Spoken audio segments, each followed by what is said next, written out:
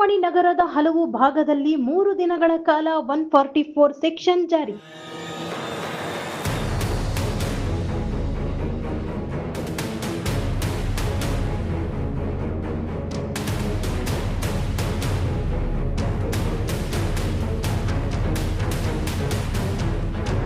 ಅಂಬೇಡ್ಕರ್ ಪುತ್ಥಳಿ ತೆರವು ಬೆನ್ನಲ್ಲೇ ಚಿಂತಾಮಣಿ ಬಂದ್ಗೆ ಕರೆ ನೀಡಿರುವ ದಲಿತ ಪರ ಸಂಘಟನೆಗಳು.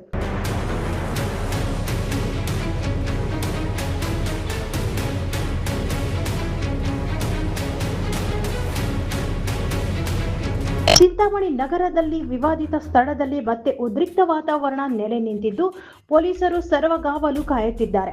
ಹೌದು, ಚಿಂತಾಮಣಿ ನಗರದ ಹೃದಯ ಭಾಗದಲ್ಲಿ ಇರುವಂತಹ ಬಾಲಕರ ಸರ್ಕಾರಿ ಶಾಲೆಯ ಆವರಣದಲ್ಲಿ ರಾತ್ರೋರಾತ್ರಿ ಅಂಬೇಡ್ಕರ್ ಪುತ್ಥಳಿ ನಿರ್ಮಾಣವಾಗಿದ್ದು, ಇದೇ ವಿಚಾರವಾಗಿ ಸಾಕಷ್ಟು ಹೋರಾಟ ಪ್ರತಿಭಟನೆಗಳು ಬಹಳಷ್ಟು ಜೋರಾಗಿ ನಡೆದಿದ್ದು ದೊಡ್ಡ ಮಟ್ಟದ ಸದ್ದು ಮಾಡಿತ್ತು.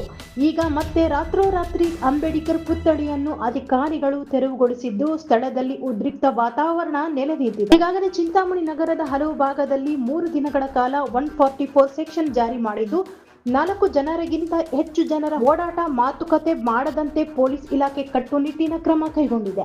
ಸದ್ಯ ನಗರದ ಅಂಜನಿ ಬಡಾವಣೆ, ಎನ್ಆರ್ ಬಡಾವಣೆ, ವಿನೋಬಾ ಕಾಲೋನಿ, ಕೆಆರ್ ಬಡಾವಣೆ, ಗಜಾನನ ವೃತ್ತ, ಆಜಾದ್ ಚೌಕ, ಬೆಂಗಳೂರು ಸರ್ಕಲ್, ತಪಟೇಶ್ವರ ಕಾಲೋನಿ ಸೇರಿದಂತೆ ಸರ್ಕಾರಿ ಕಚೇರಿಗಳ ವ್ಯಾಪ್ತಿಯಲ್ಲಿ ದಿನಾಂಕ ಮೇ 20ರ ರಾತ್ರಿ 10ರಿಂದ 23ರ ಬೆಳಗ್ಗೆ 6 ಗಂಟೆಯವರೆಗೂ 144 ಸೆಕ್ಷನ್ ಜಾರಿ ಮಾಡಲಾಗಿದೆ ಎಂದು ತಿಳಿದು ಬಂದಿದೆ. ಸದ್ಯ ವಿವಾದಿತ ಸ್ಥಳದಲ್ಲಿ ಈಗಾಗಲೇ ಸುಮಾರು 200ಕ್ಕೂ ಅಧಿಕ ಪೊಲೀಸರು ಬೀಡು ಬಿಟ್ಟಿದ್ದು ಬಿಗಿ ಭದ್ರತೆ ನೀಡುತ್ತಿದ್ದಾರೆ.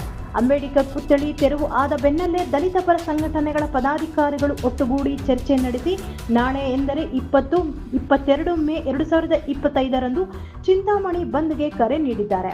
ದಲಿತ ಪರ ಸಂಘಟನೆಗಳ ಪದಾಧಿಕಾರಿಗಳು ಪತ್ರಿಕಾಗೋಷ್ಠಿ ನಡೆಸಿ ಮಾತನಾಡಿದ ಅವರುಗಳು, ಜಿಲ್ಲಾ ಉಸ್ತುವಾರಿ ಸಚಿವರ ಕುಮ್ಮಕ್ಕಿನಿಂದ ಸ್ಥಳೀಯ ಅಧಿಕಾರಿಗಳು ಅಂಬೇಡ್ಕರ್ ಪುತ್ಥಳಿಯನ್ನು ರಾತ್ರೋರಾತ್ರಿ ಕಳ್ಳರಂತೆ ತೆರವುಗೊಳಿಸಿರುವುದು ನೋಡಿದರೆ ಇವರುಗಳೇ ನಿಜವಾದ ಅಂಬೇಡ್ಕರ್ ವಿರೋಧಿಗಳು ಎಂದು ಎದ್ದು ಕಾಣುತ್ತಿದೆ. ಮತ್ತೆ ಅಂಬೇಡ್ಕರ್ ಪುತ್ಥಳಿಯನ್ನು ಅದೇ ಜಾಗದಲ್ಲಿ ಅನಾವರಣ ಮಾಡುವವರೆಗೂ ಉಗ್ರ ಹೋರಾಟಗಳನ್ನು ನಡೆಸುತ್ತೇವೆ ಎಂದು ಎಚ್ಚರಿಕೆ ನೀಡಿದ್ದಾರೆ. ನಾಳೆ ಕರೆ ನೀಡಿರುವ ಬಂದ್ಗೆ ಎಲ್ಲ ದಲಿತ ಪರ ಸಂಘಟನೆಗಳು, ಕನ್ನಡ ಪರ ಸಂಘಟನೆಗಳು ಸಾಥ್ ನೀಡಬೇಕು ಎಂದು ಕೋರಿದರು. ಈ ವೇಳೆ ದಲಿತ ಪರ ಸಂಘಟನೆಗಳ ಪದಾಧಿಕಾರಿಗಳಾದ ಕವಾಲಿ ವೆಂಕಟರಮಣಪ್ಪ, ವಿಜಯ್ ನರಸಿಂಹ, ಜನಾರ್ದನ್ ಬಾಬು, ಜನ, ಎಂವಿ ರಾಮಪ್ಪ, ವಕೀಲ ಗೋಪಿ, ನವೀನ್, ಸಂತೋಷ್ ಸೇರಿದಂತೆ ಮತ್ತಿತರರು ಇದ್ದರು. ಪುತ್ಥಳಿ ಇಟ್ಟರೆ ತೆರವುಗೊಳಿಸ್ತೀನಿ ಅಂತ ಹೇಳ್ಬಿಟ್ಟು ಅವರೇ ಮಾಡಿ ತೋರಿಸ್ತಾ ಇದ್ದಾರೆ. ನನ್ನ ಅಧಿಕಾರ ಬಲವನ್ನು ಉಪಯೋಗಿಸ್ಕೊತೀನಿ, ನಾನು ಪೊಲೀಸ್ನ ಇಲಾಖೆನ ಉಪಯೋಗಿಸ್ಕೊತೀನಿ, ಹಾಗೆ ಒಬ್ಬ ಡಿಸಿನ ಕೂಡ ಪ್ಯೂನ್ ತರ ಉಪಯೋಗಿಸ್ಕೊಂಡು ನನಗೆ ಇಷ್ಟ ಬಂದಂಗೆ ಮಾಡ್ತೀನಿ ಅಂತ ಹೇಳ್ಬಿಟ್ಟು ಸರ್ವಾಧಿಕಾರ ತೋರಿಸ್ತಾ ಇದ್ದಾರೆ.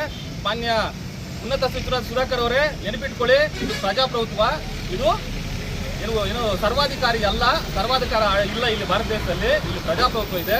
ಪ್ರಜಾಪ್ರಭುತ್ವದ ಶಕ್ತಿ ಏನು ಅಂತ ಹೇಳ್ಬಿಟ್ಟು ನಾವು ತೋರಿಸ್ತೀವಿ.